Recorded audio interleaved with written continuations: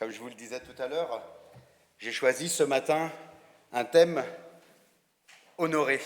Le premier pas vers la bénédiction, c'est d'honorer. Et je m'appuierai sur quelques textes de la Bible, dont celui-ci que vous connaissez très bien, c'est Exode au chapitre 20, le verset 12.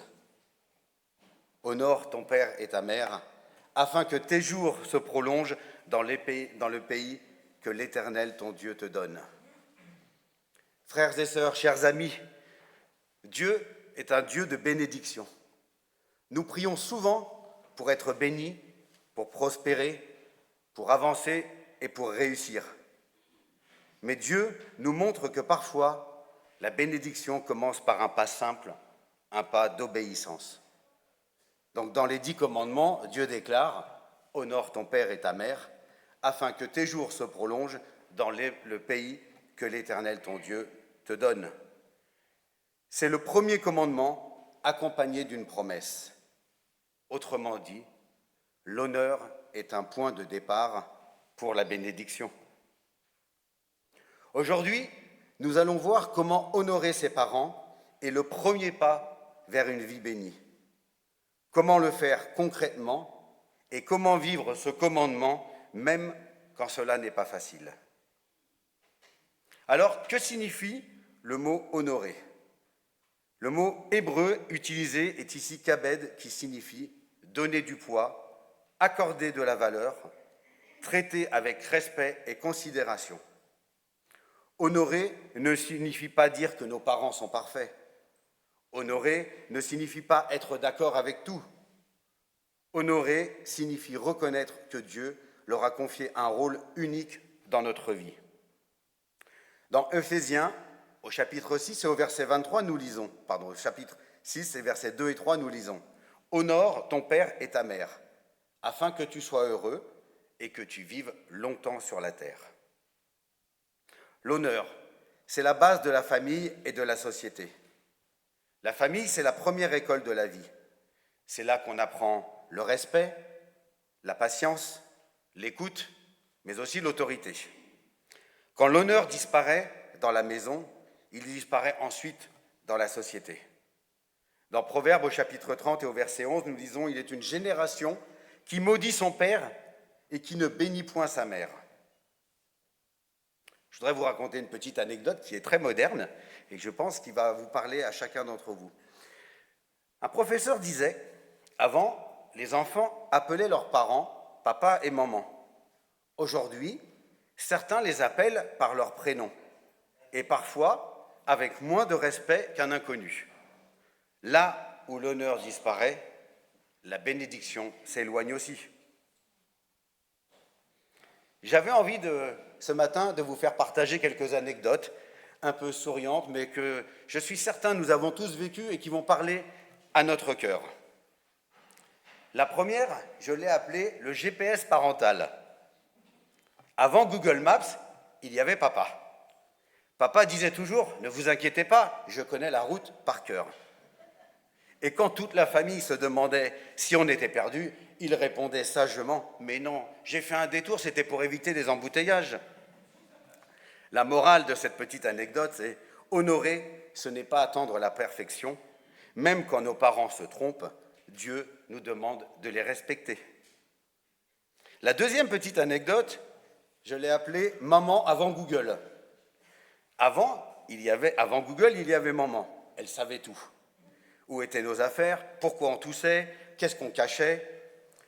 Quelqu'un disait « Maintenant que je suis maman, j'ai Google, mais ça ne remplacera jamais l'éducation ni l'intuition de ma mère. » Honorer, c'est reconnaître une sagesse acquise par l'amour et le sacrifice.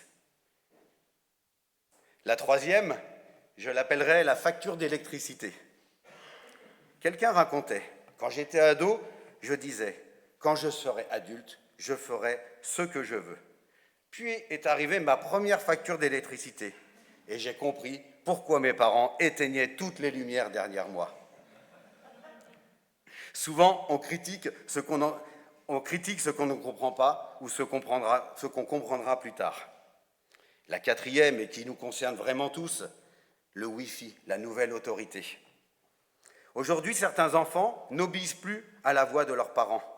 Mais si je leur dis « j'éteins le Wi-Fi » et soudain « maman, maman, je suis là, papa, papa, je suis là, qu'est-ce que je peux faire pour toi ?» Le respect ne devrait pas dépendre du Wi-Fi, mais de l'honneur du cœur. Honorer ses parents à chaque étape de sa vie. Alors, on va le prendre par tranche d'âge. Quand on est enfant, c'est obéir. Dans Éphésiens au chapitre 6 et au verset 1, nous lisons « Enfants, obéissez à vos parents dans le Seigneur. » Ouf, on est sauvés. L'obéissance protège. Quand un parent dit « ne touche pas », ce n'est pas pour contrôler, c'est pour le protéger. Alors quand on devient adulte, c'est respecter. Quand on quitte la maison, l'obéissance cesse, mais l'honneur demeure. Dans Proverbes au chapitre 1er au verset 8, nous lisons « Mon fils, écoute l'instruction de ton père. » Encore une petite anecdote qui va vous faire sourire. Un homme disait « J'ai compris, mon père, le jour où j'ai surpris ma propre voix dire à mes enfants « Éteins la lumière, c'est pas Versailles ici !» Un jour, on devient ce qu'on critiquait quand on était jeune. Prenons maintenant l'âge vieillissant. C'est prendre soin. Dans 1 Timothée au chapitre 5 et au verset 4, nous lisons « Rendre à leurs parents ce qu'ils ont reçu d'eux ». Une anecdote qui est réelle. Un vieil homme disait « Mes enfants, chaque année, m'offrent un nouveau téléphone portable, mais pourtant, ils ne m'appellent jamais. Je n'ai pas besoin d'un smartphone, j'ai juste besoin de leur voix et de leur amour. » L'honneur, ce n'est pas seulement donner, c'est d'être présent. Et si mes parents m'ont fait du mal? Honorer ne veut pas dire justifier la violence ou l'abandon, mais honorer peut vouloir dire pardonner, ne pas maudire, prier, chercher la guérison. Dans Romains, au chapitre 12 et au verset 18, nous lisons « S'il est possible, autant que cela dépend de vous, soyez en paix avec tous. » Parfois, honorer, c'est libérer son cœur, même à distance. C'est la promesse d'une vie bénie, afin que nos jours se prolongent. Cela parle de paix intérieure, de stabilité émotionnelle, de sagesse, de relations saines, de bénédiction générationnelle. Ce que tu sèmes ou ce que nous semons envers nos parents, tes enfants le récolteront envers toi. Alors, quelques petites applications pratiques. Pour ceux qui le peuvent, cette semaine, appelez vos parents. Dites-leur merci. Pardon si nécessaire. Honorez-les par vos paroles. Honorez-les par vos actes. Honorez-les par vos attitudes. La bénédiction ne commence pas toujours par une prière. Elle commence parfois par un acte d'honneur.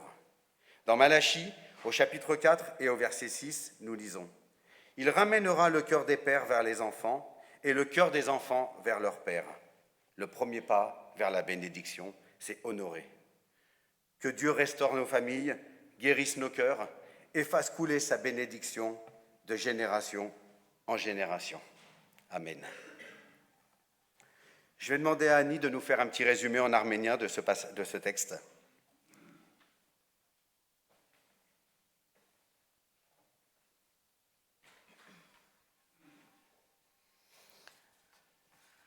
Օրհնության առաջին քայլը պատվելն է։ Աստված ընտանիքը հաստատել է որպես օրհնության առաջին վայրը։ Նա իր խոսքում պատվիրում է.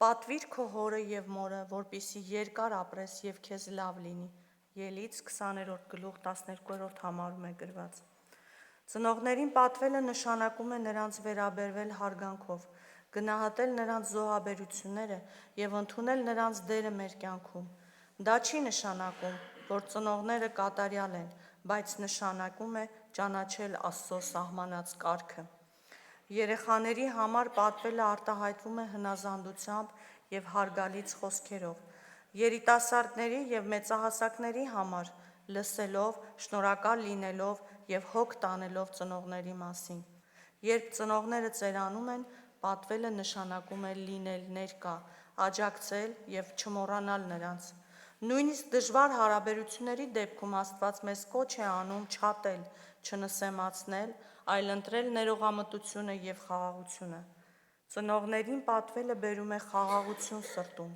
կայունություն ընտանիքում եւ օրհնություն սերունդների համար։ Օրհնությունը սկսվում է ընտանիքում եւ նրա առաջին քայլը պատվելն է։ Ամեն։ Merci Annie pour ce résumé. Je vous propose qu'on ait un moment de méditation sur ce texte, sur ces textes et sur l'enseignement de la parole de Dieu.